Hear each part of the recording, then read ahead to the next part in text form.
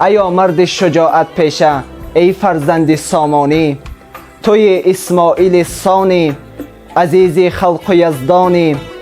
همای بخت بالای سری تو می کند پرواز، تو باشی شه ستون ملت و اندر تنش جانی. نصیبت گشته امروز اعتبار و شهرت دنیا، به لفظ رودکی از منبر وحدت سخنرانی. دلی سرشار تو پر از کلام مهر می باشد، چو خضر می کنی مشکل کشایی و سرابانی. تو بر ملک کهن از نو توانی تازه بخشیدی، و پیران متکای تو جوانان را نگهبانی. به سوگند وفاداری چو کوه استوار هستی، تو با عزم و تلاش خود گرفتی پیش قربانی.